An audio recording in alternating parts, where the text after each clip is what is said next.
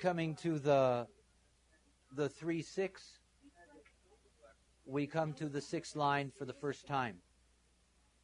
So let's take a look at the first line and grasp the essence of what the sixth line is all about. The first thing to recognize about a sixth line is that the sixth line is here to be a role model. That's what its basic nature is. The sixth line sits at the top of the hexagram structure. And technically speaking, it does not belong to the hexagram itself. It is literally the roof of the house. And as being the roof of the house, this is really the place in which the sixth line is going to live out most of its life. The sixth line is very unusual. It is unusual because it carries specific responsibilities. That is, the specific responsibility is its genetic responsibility to be the end of the sixth line of one hexagram to become the first line of the next hexagram. In other words, the continuation of the process. And because the sixth line is sitting up there on the roof of the house, what it's doing is it's looking out on the world around it. It is assessing everything that has come before it in that sense. But the reality is that you're not born on the roof. And you don't start your life on the roof. And the sixth line, wherever it is in a profile, that you have to see very clearly that the sixth line lives out a different cycle than any of the other profiles. Because it has to do with the nature of the sixth line itself. The harmony to the sixth line is the third line that is the top of the lower trigram. So the 6 and the 3 are harmonies to each other. So the first thing to understand about the sixth line and the way it operates in this life is that it is going to live out for its Saturn cycle, the first 28.6 years of its life, it's going to live out a third line theme. So if you come into the world and you have a sixth line, whether that's a 3-6, a 6-2, or a 6-3, if you have any of these 3 out of the 12 profiles, you're going to go through 3 different cycles in your life. And the first cycle takes 28.6 years, and that's the time of your life in which you live out a third line theme. Now imagine what that's like to be a 3-6. That means in the first 28 years, 29 years of your life, you got a 3-3 theme. In other words, life is nothing but chaos. Trial and error at the personality level, trial and error at the unconscious level, a constant movement. So all 6 lines have to go through this sequence. Now the sequence is necessary because it's out of this third line theme in the first cycle of their life that they get the experience that they need. They're going to be very different afterwards. They run around and scurry around 29 years, bumping into this, bumping into that, bumping into this, collecting all of these experiences. And then when they get to 28.6 years, they take a ladder and they put it beside the house and they climb up onto the roof and they say, I had enough. Nothing works. Nothing works. I've got my book. I've got my list.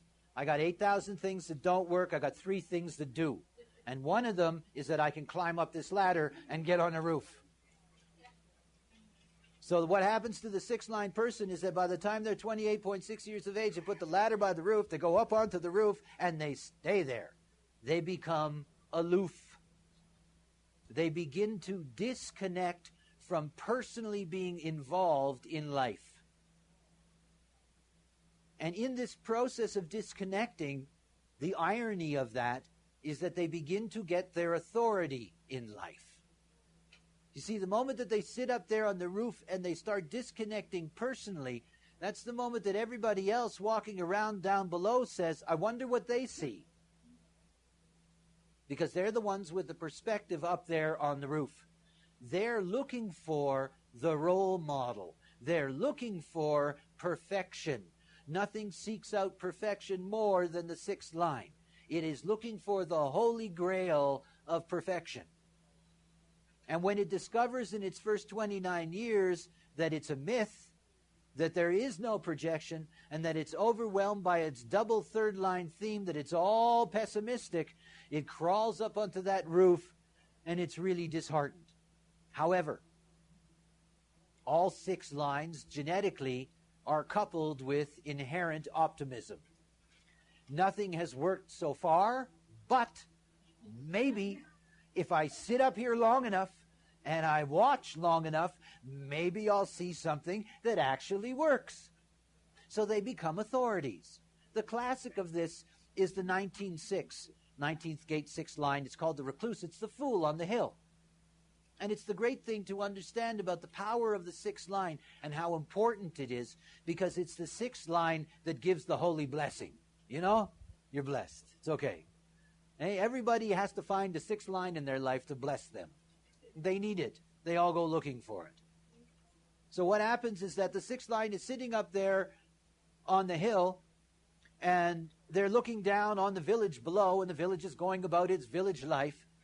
And then one day, a 5-1 like me goes wandering into the village and says, hey, look, God spoke to me directly, knows my name, said to me, it's going to rain, we're going to have to build an ark here. Now, of course, the villagers really don't know what to do. You know, the 5th line is very seductive. They've got their foundation. They have plans for how the ark should look and how much time it will take and all this stuff. One of the villagers goes up on the hill, goes to the 6th line that's sitting up there on the hill, and says to the 6th line, I know that you're disengaged from life and you've been looking down here and watching us, so I'd like to ask you something. There's this person that came and said that God said that it's going to rain and we should build an ark. Now look, if that 6th line looks up into the sky and says it doesn't look like rain, the villagers build a fire and cook the heretic. Over. If the 6th line is sitting up there and says, smells like rain, all the villagers go down there, get busy building the ark.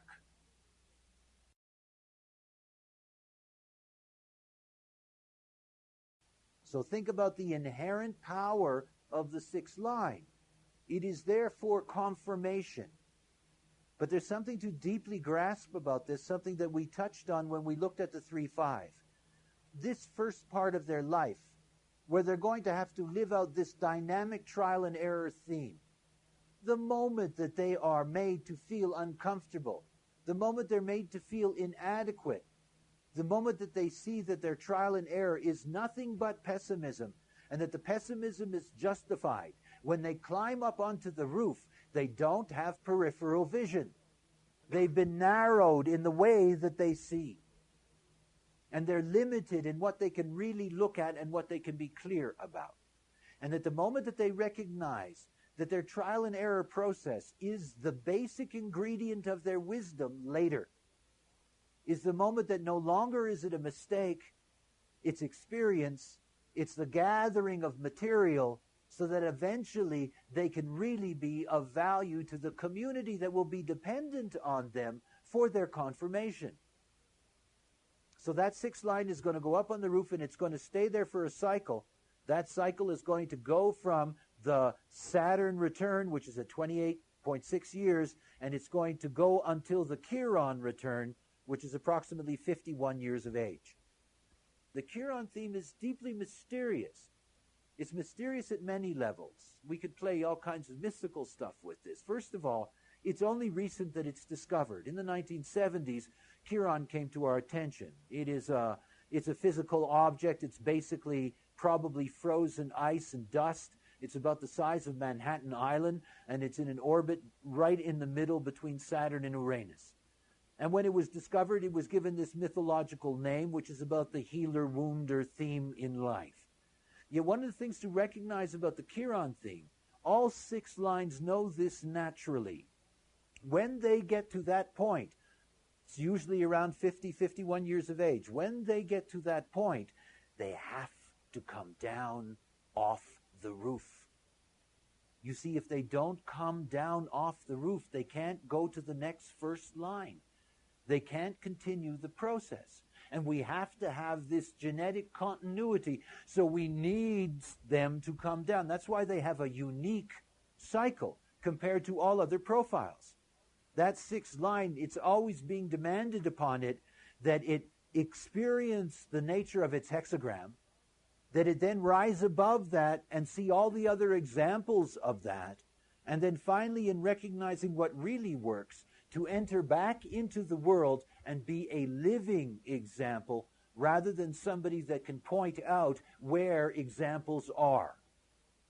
And of course, that's the whole process of the sixth line.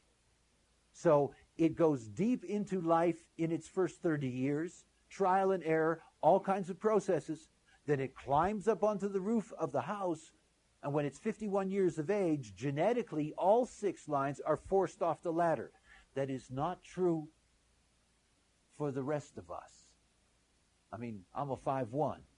I'm not a 6-line person. Now, one of the things to understand about that is that the 6-line being is really a guide for all of us. Because the moment that you come in touch with what your Chironian theme is, that you really have a closing theme for your life. See, most human beings, other than 6-line people, will live out their Uranus opposition as the theme for the second half of their life. Only people with a natural 6-line profile are automatically going to be forced off the roof when they're 51. But it means that all of us can take advantage of that knowledge. All of us can take advantage of our own Chironian themes in order to re-involve ourselves at that point of reaching 50 in our lives, to re-involve ourselves in a vital way in what life can offer us. So it is natural for the 6th line, but it's possible for everyone else. And because this is so recent, this is really an opening up for us at the same time that our lifespan is consistently so much longer. In other words, there is really a need now for us to have post-Chironian themes in which we can get re-involved in life. My father at 51, my age, was ready to quit. I mean, it was basically over. I mean, he saw himself as an old man. I ain't an old man. It's we live in a very different consciousness. So the Chironian theme that's opening up for us, that is brought to us by all the 6-line beings, this is this opportunity to find a completion theme in the life process. So when we're looking at this final profile of the lower trigram, and we come to the 3-6, you can see the difficult dilemma in this. Do we have a 3-6 here? I know we have a 6-3, but do we have a 3-6? No. Again, you'll see that these harmonic crosses, that is, they are the changing crosses, the last 7 minutes and 30 seconds of the line, you'll recognize right away that they're not common in the population. In other words, if you look amongst all of your friends and if you have a lot of charts, you'll see you don't get a lot of these people. They're very important bridging people for us. They're, after all, creating the links. The 3-6 is going to create a very important link to the 4-6, which will take us into the upper trigram process. But we don't get a lot of them. And when I say that, by the way, I don't know what the statistical profiles look like. Because obviously, in terms of humanity, what our general reproductive cycles are, where the peaks and valleys are. But one of the things that we're going to find is that when you're dealing with harmonic crosses, you're dealing in tens of millions instead of hundreds of millions. That's really the main difference. There's not a lot of them percentage-wise, but you're going to see that still in the population, you're going to have them out there and you're going to meet them along the way. It's like reflectors. Percentage-wise, there's not a lot of reflectors, but there's tens of millions of them that are out there. And, of course, you do get to meet them, but if you have a whole collection of charts, you're going to see that you might have 1 or 2 or 3 reflectors, whereas, of course, you're going to have many of the others. And the same thing, again, is true of these harmonic crosses, these changing crosses. There's not a lot of them around. Okay, so the 3-6 starts off with a very difficult theme. It starts off with a double 3 as a theme for it in the first 28 years of its life. In other words, that design profile that you see there for the 6th line, where it's the role model administrator, you can forget about that until they're 28.6 years old. It's not the operative theme. They're going to double up on just the personality side. So you can imagine what kind of chaos there is. This is just the anarchist, martyr, pessimistic, sustaining their way through broken bonds. I mean, that's what they are. Plow, plow, plow, plow, plow. And you can imagine what that's like for them, because that's such an intense process. They don't have the protection of an unconscious that is in a different thematic.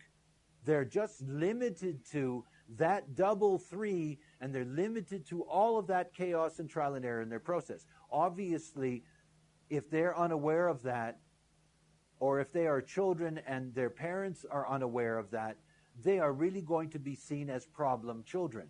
There's no question about that. They are really going to be seen as if they truly have some kind of difficulty. Nothing really works for them. Nothing goes smoothly for them. They can't seem to hold on to any kind of relationship. They can't hold on to a friend, any of those things. There's this constant movement. Now, it's very difficult. Yet at the same time, if they understand that that's natural for them, and that they're going to have to live that out until they're 28, and there is nothing they can do about it, and it's all okay, then by the time they climb up to the roof of the house, it's going, first of all, be such a relief.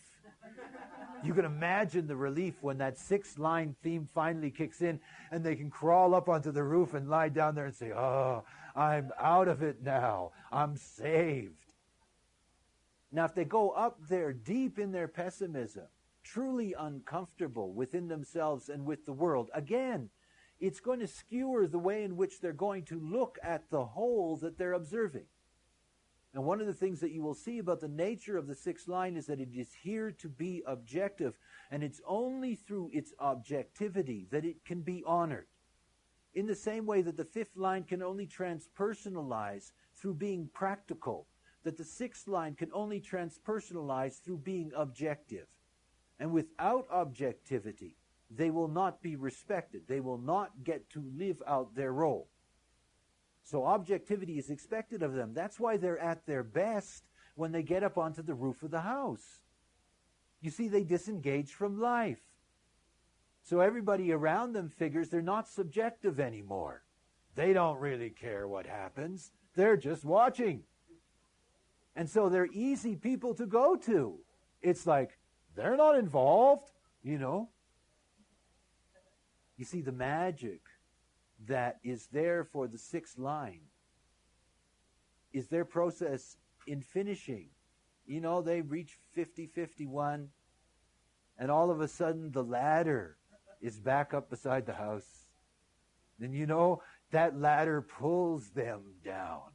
It just drags them down, screaming, their claws deep into the wall as they screech down the side, saying, but look, I had all this respect up here. Everything was easy. I didn't have to be involved. Everything was okay. Why am I, Yeah.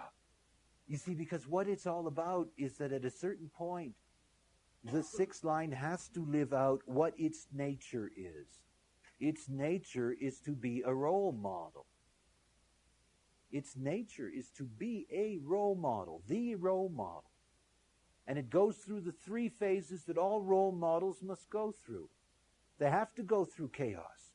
They have to go through experience. They have to see all the many things that don't work, so that they will be driven and sensitized to find those things that do work. Because that's what they're going to look for, and they're not going to waste their time watching things that don't work. They will recognize that right away. And yet at the moment that they're up on the roof and they have this objective perspective where they can look out and they can see things objectively, that it isn't enough in the end to be the authority that says, there's a good example, there's a good example, but that's not them being the example. In the end, in order for them to go back to the root, to complete the snake, they've got to go back to the 1st line. They have to come down off of the roof. They have to live in the world. And they've got to live in the world with their feet on the ground, and they have to be the example in their life. That's very different than looking and pointing at where the examples are in the world.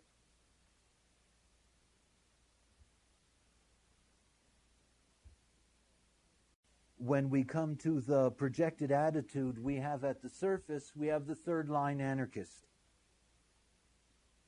And again, you can see the deep anarchy that's going to be there in the first 30 years of this life. nothing works, tearing things down.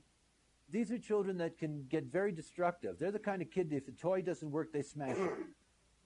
They just smash it. You know, it doesn't work. I can smash it. It's useless. And I don't want it around here because every time it's around here, I'd like it to work and it doesn't work. So I just smash it and then it's not around here. It doesn't bother me anymore. And then their parents don't buy them any more toys, you know. You shouldn't do that, Johnny. Yeah. That anarchist becomes an administrator. I mean, that's the magic of the 3-6. Eh? You know, you have this incredible anarchy in the first 30 years of their life, and yet the moment that they get up onto the roof of the house, boy, are they valuable. They know all that stuff. They have seen all of it in detail. They have suffered through it on the cross. They're a martyr. This was awful. That was terrible. They know all of those things, and they become the objective voice of that. Now, you see, they have two roles. You go up to them, you know, you shout up to the roof, you know, and you ask them questions about, you know, will this be okay? And they go, no, that doesn't work. You know, that's their job at that level. But their own job is that while they're waiting in between being asked for their authority, they're out there looking. They're looking. They're looking to see if there's anything that actually works. I mean, that's one of the deepest things in them, because underneath this deep pessimism of the third line is this incredible optimism of the sixth line. I mean, what was Ogden Nash's poem about the man with the silver lining who swallowed a serving tray? And he was still smiling. He was optimistic about all that. He was a man with a silver lining, after all. You know, there is this unbounded optimism that's tied up with the sixth line. It's like nothing works. However, maybe God will show up tomorrow. You know, I mean, any kind of extreme, eh? You know, they're the kind of people that'll hold on to that mutation takes place in a moment, you know, and they'll optimistically hold on to that moment forever. Sitting up there on the roof saying, none of it works, but I'm really hopeful, I'm optimistic that maybe, possibly, you know, I will find something that can work in this life. What it says is about the harmony between these words, pessimism and optimism. And they're a harmony. And of course, the pessimism, because we give negative connotations to words. You know, the moment that we understand that pessimism is healthy, not unhealthy, that it's a good, solid trait, it's important for us to know what doesn't work, then we can begin to see that out of that comes the potential for optimism. You see, these are not fools. I mean, just because they go through a lot of things, and other people may assume that they're making mistakes, don't ever kid yourself. These are not fools. These are sharp people. They know a lot. They learn a lot in that process, in that trial and error process. They're mutative. They learn how to do things differently. They learn that things can always be done differently. And out of this sharpness, out of recognizing what doesn't work, comes their mutative potential to recognize what can work for the other, but ultimately what can work for them. For them. Because, of course, they have the most difficult psychic life of any of the profiles. You know, they have to go through these three dynamic changes in life, whether they like it or not. You know, we all have a Saturn cycle. It doesn't have the same intensity as somebody that's going to carry a 3-6 profile. The bonding strategy is great. You've got this personality, bonds made in broken trial and error. This relationship doesn't work, that relationship doesn't work, this one doesn't work, that one doesn't work. None of them will ever work. I'm going up onto the roof of the house. And while I'm up there on the roof of the house, I'm going to look and see everybody else's relationship and see that that one doesn't work and that one doesn't work. But wow, that one over there does. I wonder how they do that. That's 6th line. You know, that is their capacity always. out of their pessimism comes the assumption that they can never find what their unconscious demands. Their unconscious demands a soulmate. Their unconscious demands the perfect lover. Perfect in all ways, every way, every day, all the time, even after they're dead. And they learn very quickly that they can't find that, surprisingly enough. They only find trial and error. They only find problems. They only find things that they can't really stay with. Now, of course, what they are looking for is that they're looking for a relationship that will ultimately be based on something that only 6 lines care about. Really. You won't believe me, but it's okay. Trust. 6 lines are deeply, deeply, deeply mesmerized by trust. I mean, it's everything for them. You know, if they can't trust it, it isn't worth anything. So it's not just that they have to find the perfect soulmate for the 30.8 seconds that they may have them in their grasp, but that they have to be able to trust that it's going to be the same forever. They have to deeply be able to trust in that. They have to deeply be able to trust in life. You see, they learn very early that life is not to be trusted. It's dangerous. It's treacherous. It's all third-line stuff. It's all trial and error. You can't hold on to love. Nothing really seems to work. And when you go up onto the roof of the house, it's like, enough now. Enough. You know, I'm not going to find it. It's not out there. And yet their optimism keeps them looking. You know, there's a part of them that says, well, yes, I haven't found it, but, you know, my cosmic lover is out there somewhere. Most people don't understand the nature of the 59.6. This is where this theme comes from. The 59.6 is the line called the one-night stand. And everybody looks at that and thinks, oh, my God. Well, that 59.6 is a one-night stand in the first 28.6 years. That's what it's about. You know, you get into this relationship and you get into that. You get this sense of pointless promiscuity, not just sexually, in intimacy generally, just pointless promiscuity, being open to all kinds of forces. And obviously out of that comes a real deep pessimism about the potential of relationships. This is why when they crawl up onto the roof of the house, they really disengage. And at the same time, that's when they heal. I mean, don't think of it as running away. After all, it's their genetic code. They're not running anywhere. They're just following a pattern. But the necessary part of that pattern is that from the time they have their Saturn return until their Uranus opposition, they're actually healing. And it takes about 11 years for them to heal. That is a Jupiterian cycle. In other words, it takes a long time to get over the pain of what they went through in their first Saturnian cycle. Now, again, when I'm describing these things and describing them in this way, I'm talking about people living out the not self. I mean, please be clear about that. If you're living out your design, if you're entering into things correctly, it doesn't mean that you're not going to have chaos as a 3-6 in your process, but your relationship to it will be different. In other words, each one of those experiences are not going to carry the expectation that this is it, that this is going to be it. Each one of those experiences are only going to carry what they really are, that this is an experience, that it's something to collect, and that there's tremendous pressure on them in this first part of their life to engage in experience. It doesn't matter then what the experiences are, if they enter into them correctly. And at the moment that they see that by entering into them correctly, that if they do not work, they are not to blame.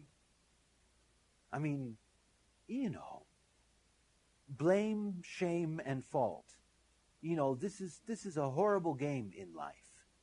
When I first wrote the manuscript of the first book on human design, I had subtitled it in the manuscript, A Manual for No-Fault Living, because that's what this is about. It's about no-fault living. There's no blame in all of this. You can't blame somebody for making mistakes if they carry a third line. I mean, that's simply torture. It's nothing else. It's cruel. Instead of just seeing what it is. And for them to see what it is, so they see its worth. And that they recognize that out of their very process, things happen, things get discovered that other people never get to see. There's real beauty in all of that. See, I never have difficulty in seeing the beauty in anybody's chart or in anybody's profile, because it's there. It's only the not-self that makes life ugly. It's only the not-self that turns life into a painful ordeal. It isn't. It really isn't. So the reality is for the 3-6, yeah, sure, they're going to have a lot of chaos in those 30 years, and it doesn't mean they're not going to suffer, and it doesn't mean it isn't going to hurt whether they entered into it correctly or not, but it doesn't mean that it's going to blind them to their purpose, that their purpose was to go through that. Their purpose is enriched through that. And that when they climb up onto the roof of that house, by the time they get through their healing experience, they're going to be real valued citizens for others. They are, after all, the fools on the hill. They're not like the hermit. They're not hidden away. You can see the fool up there. You know they're up there watching you. That's their job. And so, you go up there and you talk to them. And you ask them about this or that. And you begin to discover their objectivity. You also begin to discover that, you admire their pessimism. This is one of the funny things that happens with six-line people when they're on the roof of the house, is that the pessimism that so disturbed them becomes a marvelous tool in relationship to others, because others like the fact that they're pessimistic. They know they're not being misled. They know they're, no, that wasn't work. That's not good. No, don't try that. They like that. It makes them feel better. Right? So the nature of being a role model is completed in this first martyr profile, is being completed by the time that this role model then gets to that Chiron point in their life.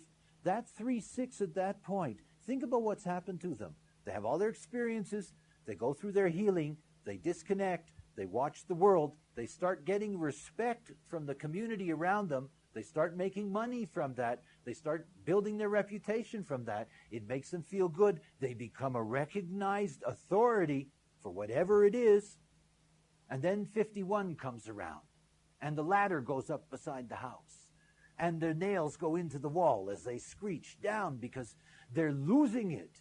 They're losing their authority, they're losing their aloofness. All of a sudden they can't be detached from what's going on around them. They begin to suffer for dying babies in Biafra. Instead of just being objective about all of that, suddenly they're coming down into the world. Then they really have to be a role model.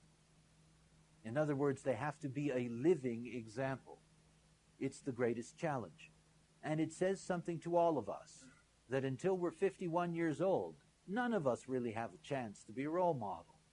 We have a lot to learn, and we have a great learning arc in this life.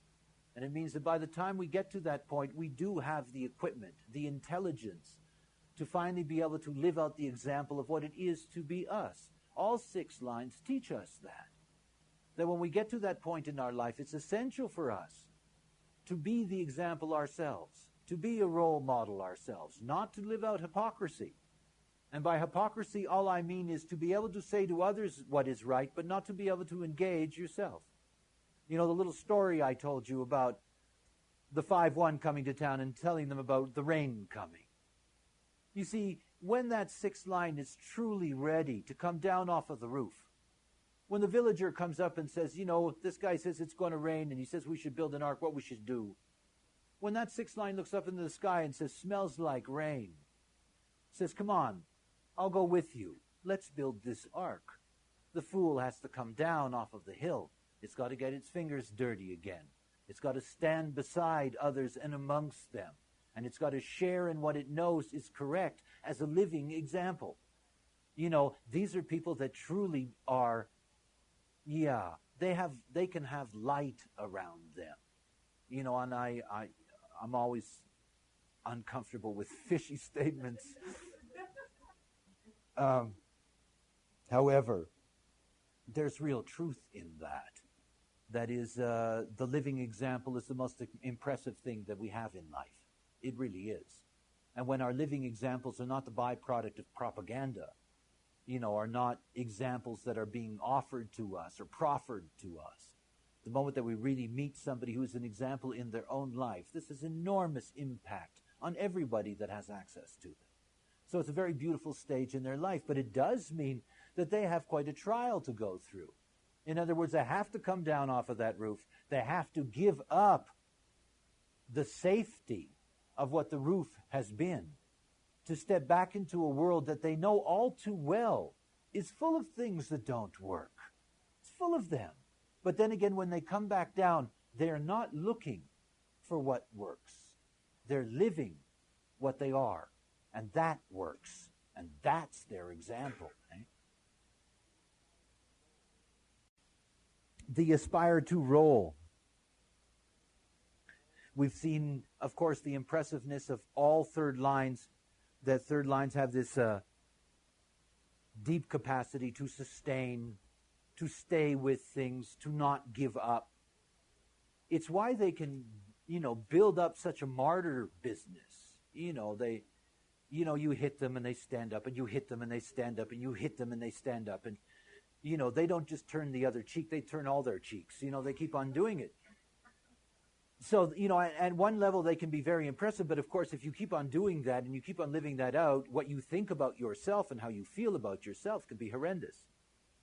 So they can really stay with things, but look at what the sustainment brings them. I mean, the sustainment brings them objectivity. I mean, that's what it brings them. If they can stay with it. Now remember, they're designed to. The whole thing is the quality of what kind of a survivor they are when they get to the roof when they're 28. Do they crawl up onto that roof and just collapse, and moan for the next 11 years? Or do they get up on that roof and say, well, I'm ready to look now? In other words, how they enter into their process, how clear they are within themselves is going to dictate the quality of that life that they're going to have on the roof.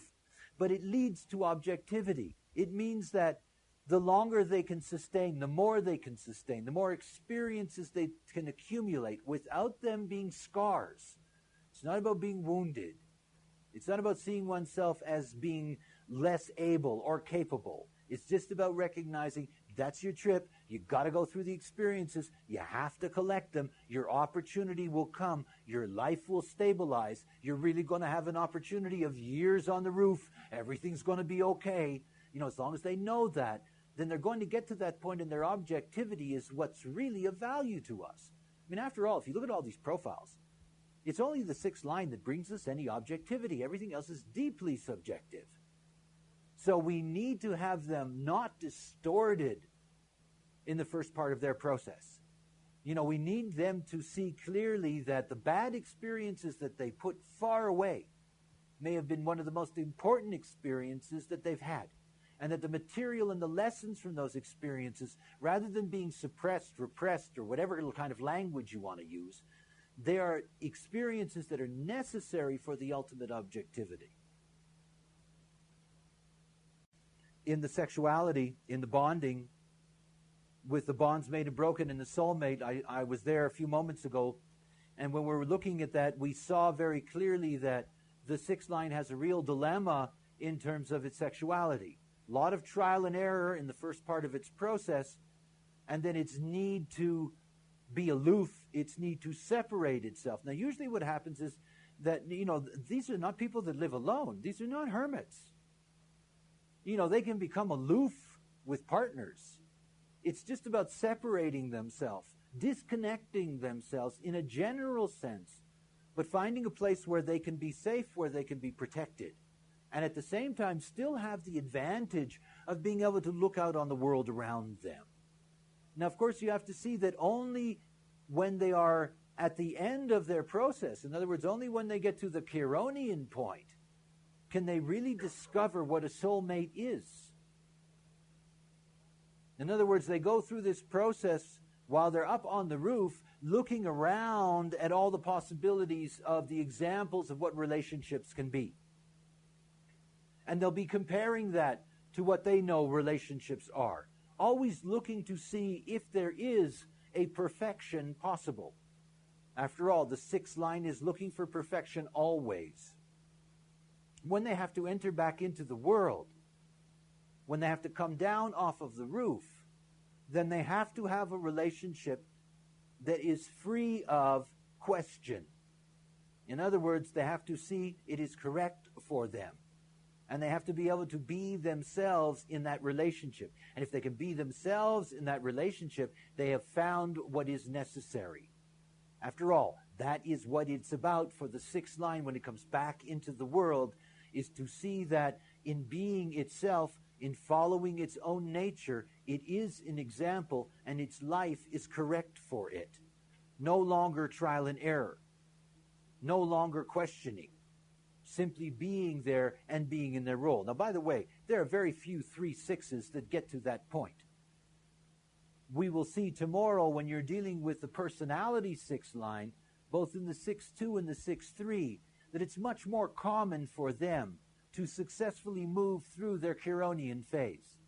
It's much more difficult for the 3-6 because the sixth line is unconscious and because of the deep intensity of the first 30 years. But mostly because they don't have conscious access to that. You know, if you meet that profile, you know, they really need a lot of encouragement. You know, they need the encouragement to see that, you know, they really are on the right path, that it really is correct for them to be them, and for them to see that they are of value to us because of all those experiences.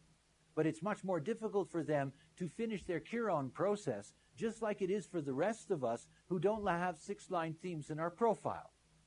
In other words, it's really only for the six-line personality that it's really absolutely essential, because they can't avoid it. They have conscious access to being pulled off the roof. You know, if you meet a 3, you know, right now there's about, I don't know, it's some incredible number, how many people are turning 50 every minute now in America. It's an amazing, the whole baby boom is turning 50. And so there's a vast number of human beings here, maybe 40 million, maybe 50 million people that are entering into their Chiron phase. Now, of course, the 3/6s that are entering into that phase now, if you go up to them and you ask them, do you notice, you know, any real change in your life at this point? There's no real recognition. Their personality still has them deep in the third line reality. Yet if you ask a 6-2 or a 6-3 when they go to turn 50, 51, if you notice anything different, boy, are they going to tell you, because they can feel it. There's something really going on, and they can really feel it. Now, the rest of us don't. That's why the sixth line is there as an example for us to be able to lead us into this understanding that all of us have a finishing theme in this life. We all have a post-50-year theme for us to live out. And it's very important. So many of my students come to me late in their lives, middle lives, whatever. You know, between 40 and 50 is very common for me in terms of the people that come. And it's one of those things to see that this knowledge really gives latecomers to themselves. After all, we're not kids that can get the advantage of knowing early. That we can have the opportunity not only to come to see what it is to be us, but to have a real dynamic theme at work through which we can finish our life process and put that self that is our self to work at that and really see the reward that comes from that, because it's a beautiful thing and it's a beautiful opportunity. But again, it's something new. You know, this is a thematic that more and more people will begin to describe as we move into the next century, because we're going to have more and more information about this experience. It is something that's fresh for us. And it's the six lines that are showing us the way. If you find six-line profiles in your life around you, and they're at that point in their life, you know, you talk to them. They'll tell you what that feels like. It's an important thing to come to grips with. So Chiron is recently a part of our consciousness. And the more and more that we become aware of the fact that there is a closing cycle for us, that it has a specific point for us, and that we can really see that cycle and come to understand what it is mechanically, it's going to open up a whole new spectrum of living out life. After all, we live longer, and it's very important for us to have dynamic themes for the post-50-year period. And for the first time, we're going to be able to see how our purpose is linked to that. And again, it is the 6 lines that are showing us the way. In other words, they're the ones that are saying, look, we have to be dragged down off of the roof, but let us be an example for you. Why don't you come off your roof too? Okay, you can enjoy this too. And finally, the security strategy. Like all third lines, bonds made and broken are always their themes when it comes to sex and security. And of course, after all, in the first 30 years, there's all kinds of turmoil, as we've seen in that process for the 3-6 profile. However, what it's really about is seen in the unconscious humanity. In other words, for the 6th line, everything is about trust or not. I mean, everything. That's why they become trustworthy. I mean, that's why we trust them. We go to them for their objectivity because we trust them. Because we know what's important to them is what they can trust. And if they don't trust something, then it's a very good guide for the rest of us not to trust that either. At the end of the process, in order for the 6th line to finish its job, to come down off the roof, to then begin with the new foundation in the next line, in order for it to be able to do that, it has to be able to trust in itself. It has to be able to trust that it is correct. You know, role models are harder on themselves than anybody else. They're so tough on themselves. They always see what could be better and might be better, and they could have done it better, and they should have done it better, and other people and everything else. They like things to be correct. They like things to be perfect. And that whole phase when they're up on the roof is to finally come to a point, through the recognition that comes from others of their authority, that their life has been of value. And that their very authority to recognize objectively what is of value to others can also guide them themselves. That not only can they point their finger and say that is of value, but they can embrace that themselves. And embracing it themselves, come off the roof, come into the world, and be trust. And the only thing worth trusting is themselves.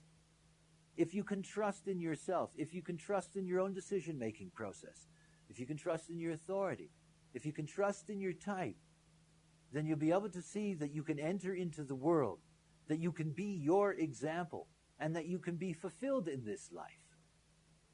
That's what it's about. And in entering into the world and being fulfilled, you complete the process. You say, the job of this hexagram is over. It's all complete now. We've taken it, all the way through. In this case, the lower trigram. We've taken it all the way through. It's finished. Now we're ready to take the next step. So when the 3-6 comes off the roof, comes down the ladder, what happens is they go then to the upper trigram, and they go into the next level, into the next stage. They open up the way for the transformation. So when you get to the end of the lower trigram, there's the 6th line. And when you get to the end of the hexagram process, there's that 6th line. Because it is the transition field. It is the line of transition. And so always keep in mind this movement that the 6th line has to go through.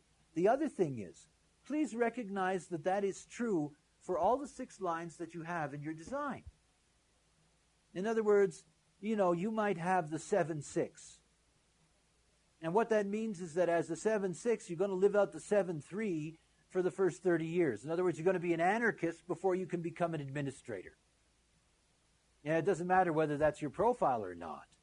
6 lines operate this way. That's their natural cycle, is to go through this developmental process. The Saturn return and then the Chiron return. So you have these 3 different cycles.